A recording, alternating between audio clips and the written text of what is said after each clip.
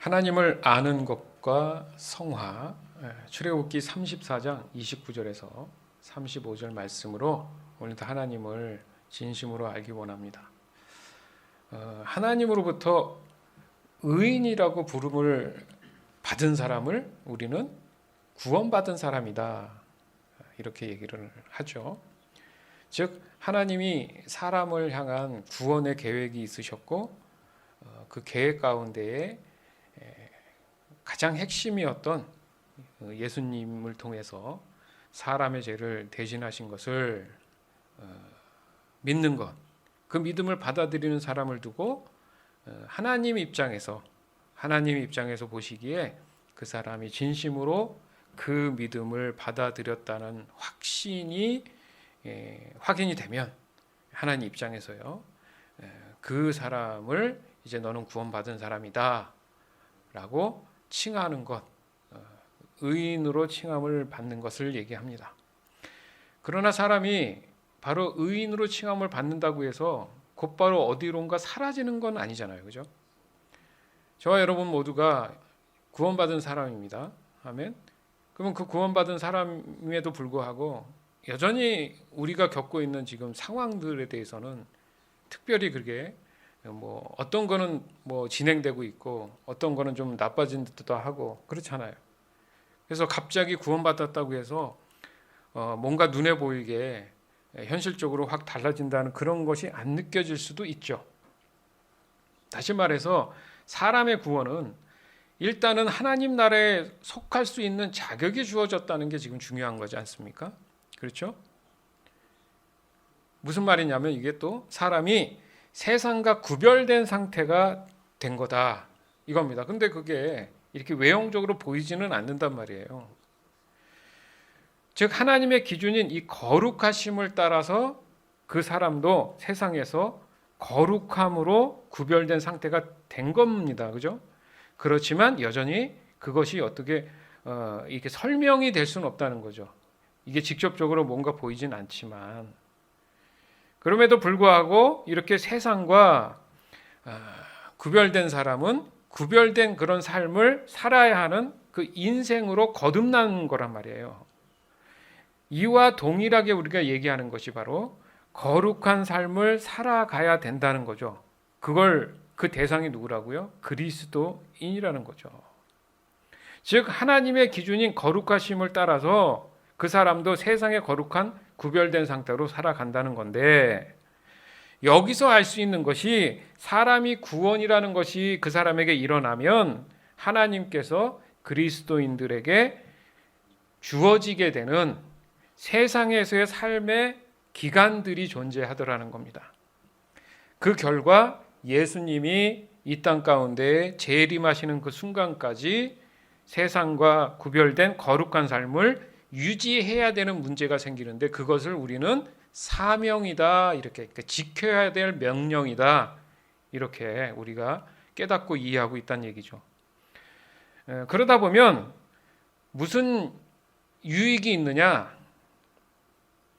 자연스럽게 하나님을 조금 더 많이 알게 되더라는 겁니다.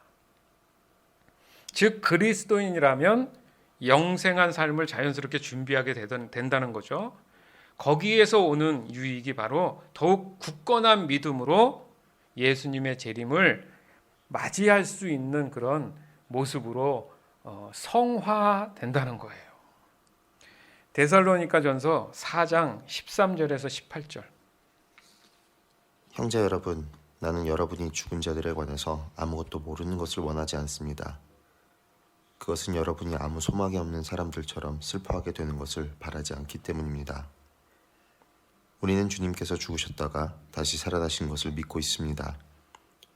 그러므로 하나님께서는 예수님을 믿다가 죽은 자들도 예수님과 함께 분명히 살리실 것입니다. 우리는 지금 주님께서 하신 말씀을 하고 있습니다. 주님께서 오시는 날 살아있는 자들은 주님과 함께 있게 될 것입니다. 그러나 결단코 그날에 살아있는 자들이 이미 죽은 자들보다 주님을 먼저 만나지는 못할 것입니다. 그날에 주님은 하늘로부터 내려오셔서 천사장의 소리와 하나님의 나팔 소리가 울리는 가운데 큰 소리로 호령하실 것입니다. 그때 그리스도를 믿다가 죽은 자들이 먼저 일어나고 그 후에 살아있던 자들도 그들과 함께 구름 속으로 끌어올려져서 하늘에서 주님을 만나게 될 것입니다. 그러므로 여러분은 이런 말로 서로 위로하십시오. 아멘. 이런 말로 서로 위로하십시오. 우리가 이 땅 가운데 살면서 여러 가지 힘든 어려운 상황들도 있지만 이게 다가 아니다. 더 중요한 게 뭐냐 하면 사람의 어떤 목숨이라는 게 정한 시간이 있단 말이죠. 그러나 사람들은 모르잖아요. 그 정한 시간 안에 죽음이 오기 전에 중요한 핵심이 뭐라고요? 믿음에 대한 문제. 그러니까 예수님이 오시기 전까지 예수님이 내 구주 되심을 믿은 상태에서 육신이 죽는 것이 중요하다는 얘기죠. 그렇지만 거기서 끝나는 것이 아니라 예수님이 오시면 이미 믿고 죽은 자들이 있을 거 아닙니까? 그들도 예수님이 일으키신다. 순서적으로 지금 보면 그 당시에 그렇게 살아있는 사람도 있을 거 아니냐. 그들보다 먼저 죽은 자들을 예수님이 하나님으로 들림을 받게 하실 것이다. 이게 우리가 이제 천국을 소망한다. 그게 이제 위로란 말이죠. 이런 말로 서로 어떻게 하라고요? 위로해라. 위로해라. 자, 이 말들을 나눌 수 있는 사람들이 한정적이라는 거예요. 그죠?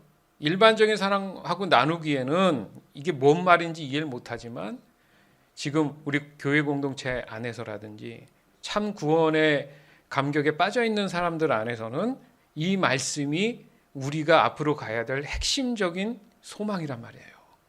근극적인 우리의 삶의 목적이란 말이죠. 이유죠. 예. 그런데 중요한 것은 이미 믿음의 상태에서 그렇게 내 육신이 죽었으면 모르는데 여전히 우리가 아직 살아있는 입장이라면 내가 먼저 죽든지 예수님이 재림을 하시든지 어쨌든 간에 지금 가장 중요한 문제는 내가 이 구원받은 사람으로서의 그 믿음을 지금 유지하고 있는 것이 너무 중요하다. 왜? 그렇지 않으면 결과는 모른다. 결과는 모른다.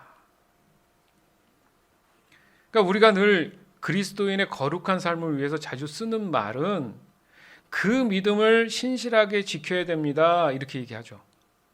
그것을 어떻게 보면 성경은 경건한 삶이다라고 표현을 한다는 거죠. 그럼 도대체 경건이 뭡니까? 이 경건이 성경의 원어적인 것으로 보면 그 의미가 하나님을 두려워하는 마음이에요. 경건이 뭐라고요? 하나님을 두려워하는 마음이에요. 두려워해야 하는 마음이라는 뜻을 갖고 있다는 거죠. 그러니까 결국 하나님을 두려워하는 마음이 있다는 게 뭡니까? 그리스도인들의 그 마음 안에 언제나 하나님이 살아있다는 그런 인식을 하고 있다. 하나님을 알고 있다라는 전제가 있는 거죠. 그것을 누가 인도하신다고요? 전적으로 성령님이 인식하게 해주신다는 거죠. 그래서 성령을 곧 하나님의 영이다 이렇게 표현을 하는 겁니다. 그러니까 이것이 하나님을 아는 상태가 유지돼야 된다는 거잖아요. 그죠? 그리고 이것은 그리스도인들의 어떤 신실한 믿음의 여정이다 이렇게 또 표현해요. 그러니까 구원의 여정이다 이거 같은 말일 수 있죠. 그것을 오늘 우리가 함께 나누는 한마디로 얘기해서 성화, 거룩하다.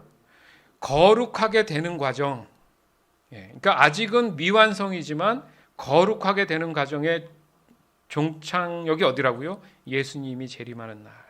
아니면 먼저 육신의 죽음이 찾아오지만 구원의 확신이 있는 사람. 이미 그런 상태에서 육신이 끝난 사람. 그겁니다. 따라서 그리스도인의 이 성화의 여정은 사람 스스로 어떠한 노력도 의미가 없다라는 것을 지금 성경이 지속적으로 말씀하고 계세요.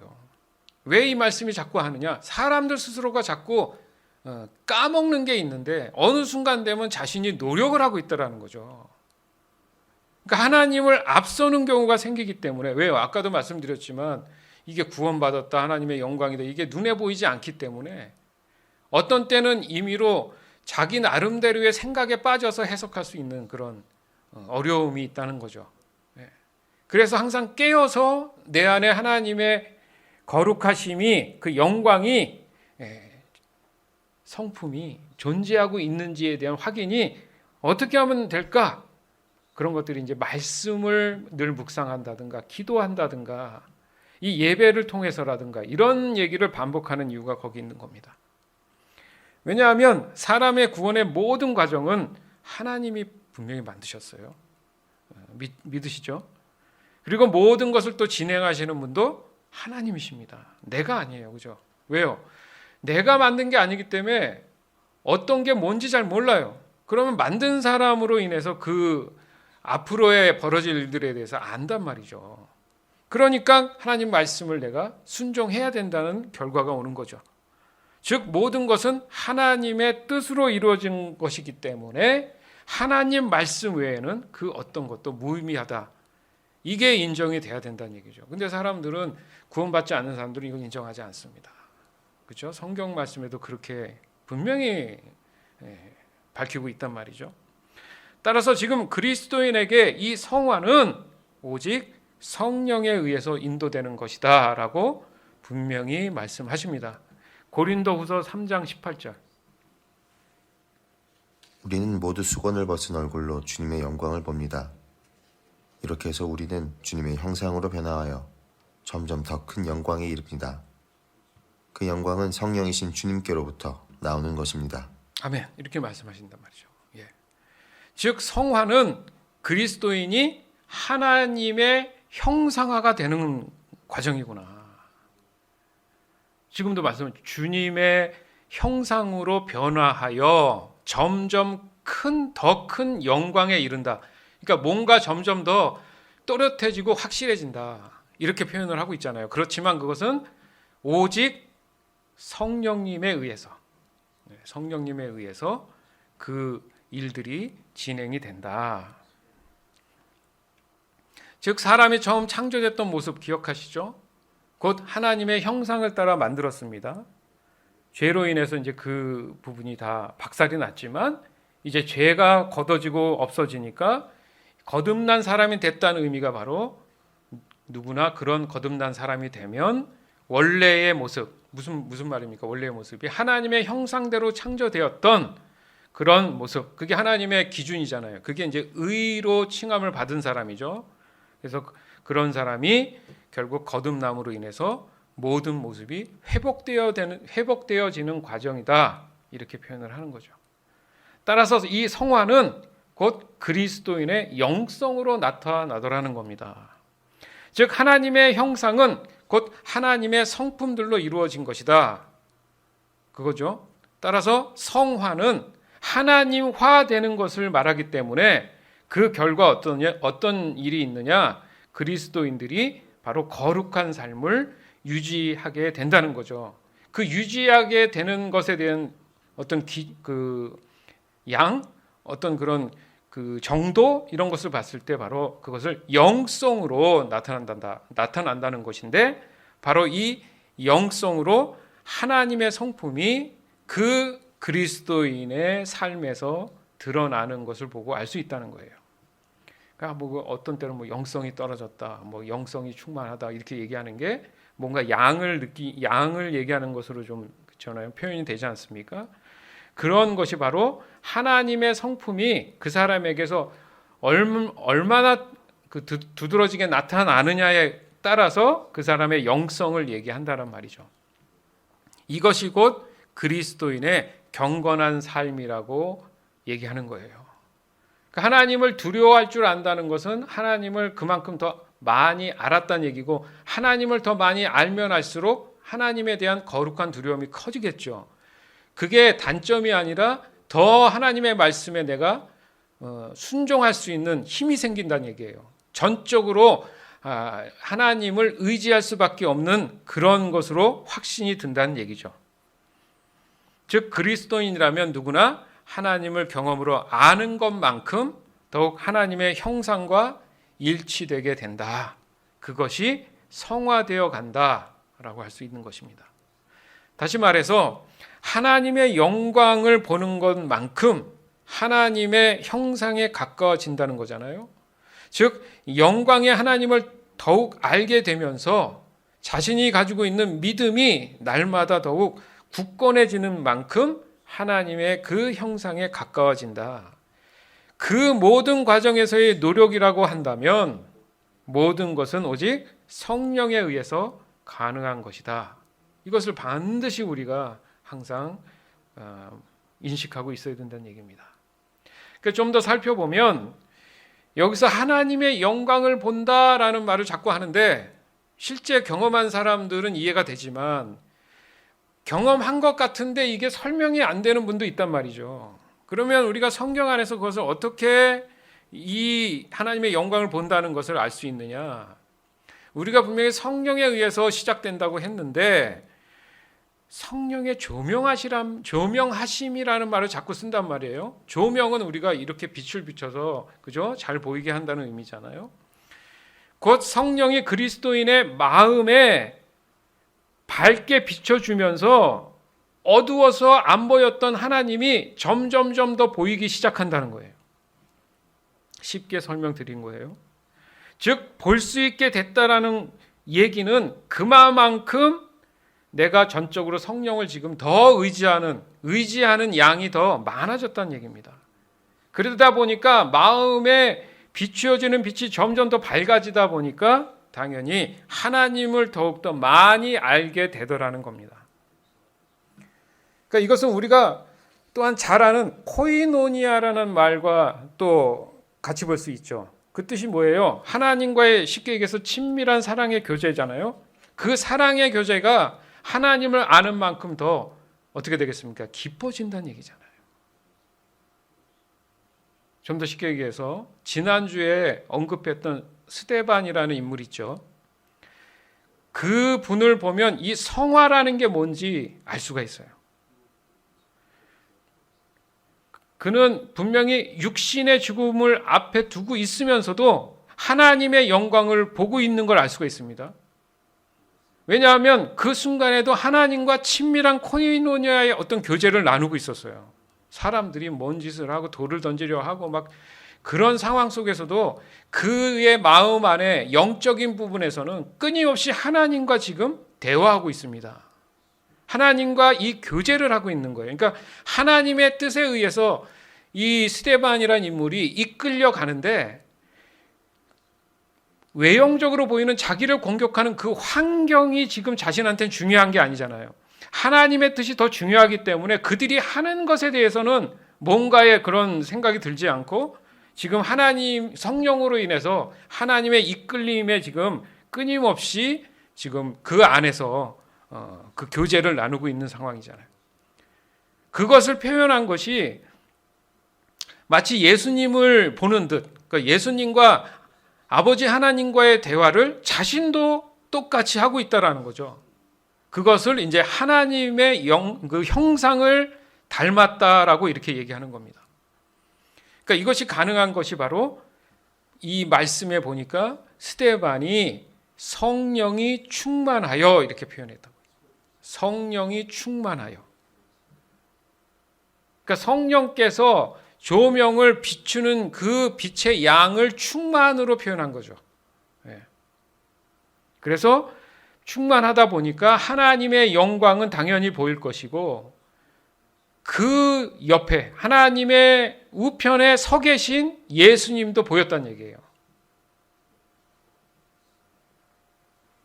여러분 사실 사도행전은 누가가 쓴 겁니다. 누가복음 있죠. 그 누가복음 다음에 사도행전, 그러니까 누가행전이라고도 불러요. 이 누가라는 사람이 썼는데 스데반 자신만의 경험이잖아요. 영적인 경험. 근데 어떻게 누가가 알죠? 이게 바로 성령의 교통하심이라는 거죠. 그러니까 교회 공동체가 몸의 지체로 표현되는 이유가 성령이 하나시기 때문에 이 성령에 묶여있는 사람들은 전반적인 하나님의 뜻들을 공감하고 공유할 수 있다라는 겁니다. 아멘. 고린도후서 3장 3절에서 6절. 여러분은 우리의 사역의 결과로 나타난 그리스도께서 보내신 편지입니다. 이 편지는 먹이 아니라 살아계신 하나님의 성령으로 쓴 것이며 돌판이 아닌 사람의 마음판에 쓴 편지입니다. 우리는 그리스도로 인하여 하나님 앞에서 이러한 확신이 있습니다. 우리는 이런 일을 할 수 있는 자격이 우리에게 있다고 생각하지 않습니다. 우리의 자격은 하나님께로부터 나옵니다. 하나님께서 우리에게 문자가 아니라 성령의 언약인 새 언약의 일꾼에 합당한 자격을 주셨습니다. 그것은 문자는 죽음을 가져오는 반면 성령께서는 생명을 주기 때문입니다. 아멘. 그러니까 그냥 우리가 성경의 글자만 보는 거는 의미가 없다는 얘기예요.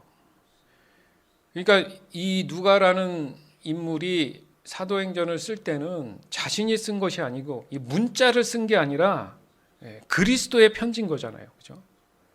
그래서 영적인 글을 쓴 겁니다. 영서죠, 영서.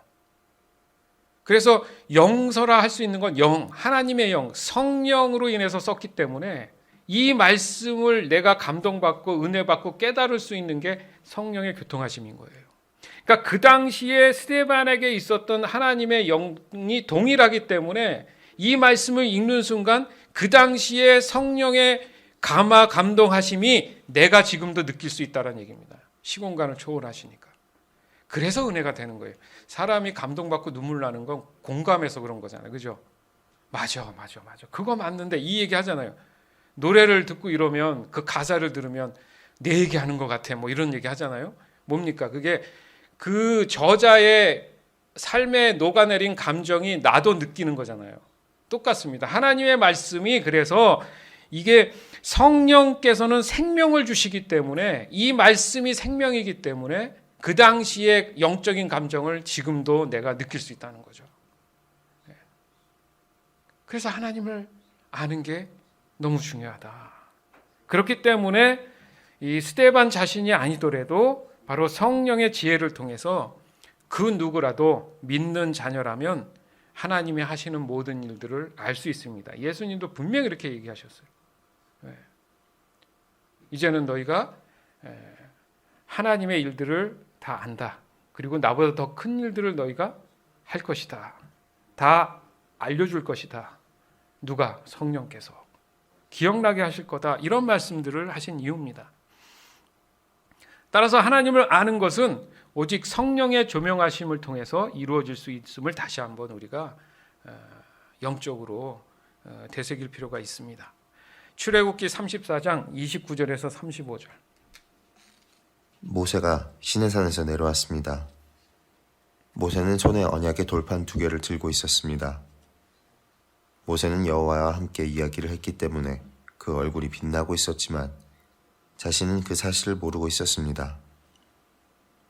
아론과 이스라엘의 모든 백성은 모세의 얼굴이 빛나는 것을 보았습니다.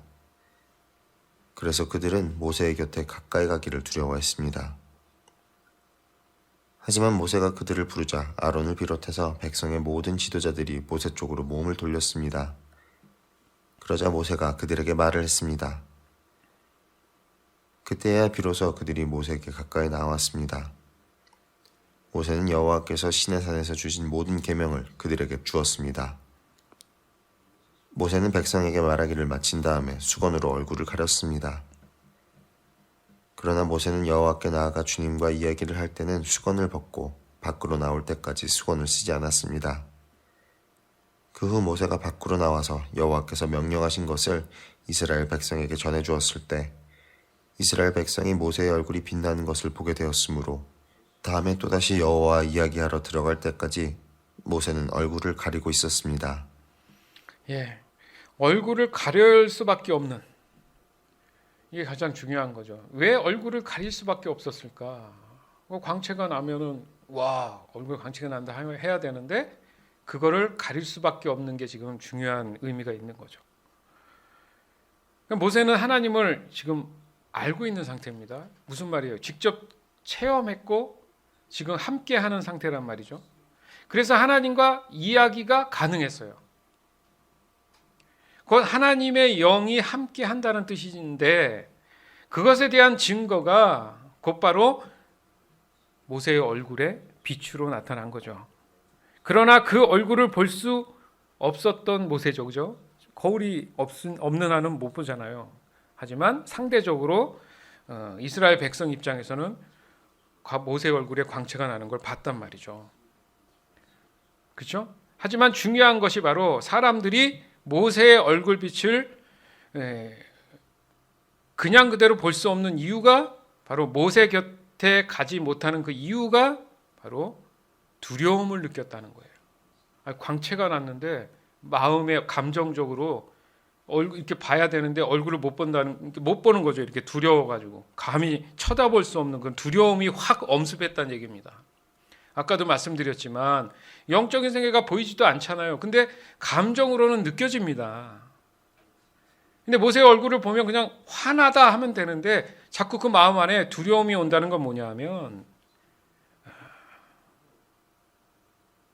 그 사람도 마음 안에 뭔가가 비춰지는 것을 지금 두려워하고 있다는 얘기예요. 그렇죠? 그런 거죠. 마치 사람이 하나님을 만나면 뭔가 거룩한 두려움을 경험하게 되는 것과 같다는 거죠. 근데 여기서 우리가 알 수 있는 것이 뭔가 간접적인 하나님의 영광을 경험한 건 맞잖아요. 이스라엘 백성들이. 근데 뭔가 하나 지금 빠진 거예요. 이 설명이 왜 있었는가? 우리 지금 성화의 과정에 왜 이 본문이 있는지 생각해 보자는 거죠. 그런데 감사하게도 이것에 대한 해석이 있는 부분이 이제 신약 성경에 와서 고린도후서 3장의 말씀에 있습니다. 고린도후서 3장 7절에서 18절. 돌판에 새겨져 있는 죽음에 이르게 하는 율법에 의한 직분도 영광스럽습니다. 그래서 비록 사라질 영광의 광채이기는 하지만 이스라엘 자손들은 모세의 얼굴에 나타난 광채 때문에 그의 얼굴을 똑바로 쳐다보지 못했습니다. 그러니 성령의 사역은 얼마나 더 영광스럽겠습니까? 사람들에게 죄가 있다고 판정하는 사역도 영광스러운데 의를 가져다 주는 사역은 얼마나 더 영광스럽겠습니까? 이런 면에서 훨씬 더 빛나는 영광과 비교해 볼 때 이전에 영광스러웠던 것은 전혀 영광스러운 것이 아니었습니다. 사라져버릴 것이 영광스럽다면 영원히 지속될 것은 더욱 영광스러울 것입니다. 이러한 소망이 우리에게 있기에 우리는 매우 담대합니다. 우리는 이스라엘 자손이 자기 얼굴의 광채가 사라져가는 것을 똑바로 쳐다보지 못하게 하려고 자기 얼굴에 수건을 덮은 모세처럼 하지 않았습니다. 그러나 이스라엘 자손들의 마음이 둔해진 까닭에 오느 날까지도 옛 언약을 읽을 때 수건을 그대로 쓰고 있습니다. 이 수건이 아직까지 벗겨지지 않고 있는 것은 이것이 오직 그리스도 안에서만 벗겨질 수 있기 때문입니다. 오늘날까지도 이스라엘 자손들이 모세의 글을 읽을 때 그들의 마음에는 수건이 덮여 있습니다. 그러나 누구든지 주님께 돌아올 때 그 수건은 벗겨질 것입니다. 주님은 성령이십니다. 주님의 성령께서 계신 곳에는 자유가 있습니다. 우리는 모두 수건을 벗은 얼굴로 주님의 영광을 봅니다. 이렇게 해서 우리는 주님의 형상으로 변화하여 점점 더 큰 영광에 이릅니다. 그 영광은 성령이신 주님께로부터 나오는 것입니다. 아멘. 오늘날 지금도 마찬가지인 것 같아요. 유대교는 아직도 구세주가 자신들한테 안 왔다고 지금 생각을 하거든요. 그러니까 여전히 모세 오경 외에 다른 것은 접하지 않아요. 그러면 지금도 그 마음에 그 수건을 얹히고 있다는 얘기입니다. 답답한 거죠. 그 당시에도 이 말씀이 있을 때 그랬는지도 모르겠어요. 왜냐하면 유대교 사람들이 분명히 있을 거 아닙니까? 그런데 이 말씀이 지금 우리에게 어떻게 적용되느냐? 바로 오늘 지금 말씀처럼 그 수건을 거둘 수 있는 그런 상황이 지금 생겼다는 얘기예요. 그것을 지금 설명하는 그런 부분인데 보세요. 모세는 하나님이 보낸 사람들의 죄를 대신할 수 있는 구세주가 사실 아니잖아요. 그죠? 당연히 하나님의 아들이신 예수 그리스도도 아니란 말이에요. 그렇기 때문에 모세에게 나타난 이 하나님의 영광을 이스라엘 백성들이 감당할 수가 없는 겁니다. 아직 해결되지 않았기 때문에. 왜요? 백성들 개개인이 이 원죄에 대한 문제가 여전히 해결되지 않은 상태이기 때문에 그럼에도 불구하고 그럼 구약에서는 복음이 없었느냐? 어떤 측면에서 보면 분명히 제사장이나 선지자를 통해서 간접적으로 하나님의 선한 의의 기준에 속하기를 원하셨어요. 왜? 그들도 이미 죽었으니까. 그럼 그들에게 구원이 있는지 없는지에 대한 부분이 질문이 나올 수 있잖아요. 그렇게 보면 예수님의 재림과 동시에 하나님이 모든 것을 판단하시지만 우리는 모르지만 그 당시에 정말 계셨던 여호와의 영, 그래도 성령께서 역사하실 때마다 그것에 대해서 반응했던 사람들 있죠. 믿음의 조상인 아브라함부터 시작해서 그런 분들은 이미 영생함을 보장받은 분들이잖아요. 그러면 예수님이 재림하시는 그날 그들이 먼저 일어나서 하늘나라 천국에 이른다는 얘기잖아요. 하지만 오늘 지금 우리에게는 더더욱 유리한 현실이 지금 놓여져 있다는 얘기에 감사해야 된다는 얘기입니다. 어떻게 보면 그때는 불확실한 느낌? 그런 거였지만 지금은 이제 명확해진 거예요. 명확해 뚜렷하게 돼서 내가 정말 예수님이 나의 죄 때문에 돌아가셨다는 사실을 믿음으로 받아들인다는 의미가 내 가슴 심령 안에 진심으로 살아계신 하나님을 인정한다는 의미이기 때문에 그것이 해결만 되면 이 선입견처럼 달라붙어 있던 이 수건이 자연스럽게 걷어져서 하나님의 영광을 볼 수 있다. 그게 이제 하나님을 대면하고 만나게 된다는 의미잖아요. 좀 전에 말씀처럼 이것이 오직 그리스도 안에서만 벗겨질 수 있기 때문입니다. 내가 그리스도 안에 속해 있다. 안이라는 의미가 바로 내가 하나님 안에 지금 들어갈 수 있는 의미가 바로 성령 안에 지금 있느냐의 의미잖아요. 그래서 우리는 모두 수건을 벗은 얼굴로 하나님의 영광을 봅니다. 이렇게 해서 우리는 하나님의 형상으로 변화하여서 점점 더 큰 영광에 이릅니다. 그런데 그 영광은 성령이신 하나님께로부터 나온 것입니다. 아멘. 따라서 하나님을 아는 것은 곧 그리스도인으로 살아가는 그런 시간 안에 나타나는 하나님의 영광과 함께하고 있는 것을 말씀하시는 거예요. 왜 신앙이 들쑥날쑥해요? 그 이유가 내가 하나님을 아는 양이 너무 작은 거죠. 그렇기 때문에 주어진 시간 안에 더 하나님을 알기를 원하는 그 마음을 진심으로 갖는 의미에서 하나님께서 목숨을 다하고 뜻을 다하고 성품을 다해서 주 너의 하나님을 사랑하라 이렇게 말씀을 하신 거예요. 그리고 그 모든 것은 다시 말씀드리지만 오직 성령으로 시작되는 것이다. 따라서 이것의 모든 과정이 그리스도인의 성화의 여정이 된다는 겁니다. 주 안에서 사랑하는 여러분, 하나님을 아는 것은 저와 여러분의 이 성화의 여정을 위한 필수 요건이에요. 거기에 중요한 것이 바로 이 성화의 여정은 내 스스로 사람의 어떤 노력으로 이루어지는 것이 분명히 아닙니다. 따라서 저와 여러분은 하나님의 영광을 얼마나 볼 수 있느냐에 따라서 하나님의 형상에 좀 더 가까이 갈 수 있다라는 거죠. 즉 하나님의 영광을 볼 수 있는 것은 오직 성령의 지혜로 가능한 것이다. 더욱이 이 모든 것이 가능하게 된 것이 바로 저와 여러분의 죄 사함을 위해 성육신하신 바로 예수 그리스도가 계셨기 때문입니다. 너무 감사하지 않으세요? 생각해 보세요. 매년 12월이 되면 온 세상은 난리가 나는데 요즘은 더한 것 같아요. 예수님 성화 찾아보기가 힘들어요. 저렇게 만들어진 그 말구 위에 누인 예수님 여러분 한번 찾는다고 한번 찾아다녀 보세요. 거의 요즘 못 찾아요. 네. 저도 이거 힘들게 구한 거예요. 없어요. 점점 더 그래요. 점점. 예전엔 좀 많았는데 그 다음에 카드, 성탄 카드라고 해서 거의 그림도 이런 그림이 없어요. 심각해요. 사람의 구원을 위해서 오셨다라는 그것에 대해서 정말 하나님께 감사하는 시간이잖아요. 그죠? 네. 바로 자신들의 구원의 어떤 확신으로 인한 것에 감사해야 되는데 여전히 사람들은 자신들의 어떤 쾌락이나 만족을 위한 홀리데이가 돼버렸어요. 그 도구로 이용해서 그걸 상품화시켜서 사람들로 하여금 그렇잖아요. 경제적 이득을 그 욕구를 충족시키는 그런 걸로 지금 변질되어 있는 게 사실입니다. 그러나 적어도 저와 여러분은 아니지 않습니까? 분명히 성탄절이 어떤 의미인지 알고 있단 말이죠. 지금 말씀에도 이 수건을 거둘 수 있는 전제 조건이 뭐라고요? 그리스도 안에 있을 때. 그게 구원의 조건이잖아요. 얼마나 감사한 일입니까? 왜요? 내가 지금 예수님을 인식하고 있고 하나님을 알고 있다라는 이 자체이기 때문에.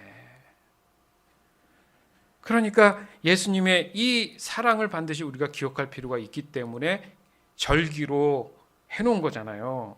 그날만큼은 나의 구원자 되신 예수님을 경배하자, 찬양하자. 사실 12달 중에 다 없어도 돼요. 이 성탄절만 있어도 돼요. 맞죠? 어차피 성육식은 하신 예수님으로 인해서 모든 것이 설명될 수 있기 때문에 다른 것은 다 필요가 없어요, 사실은.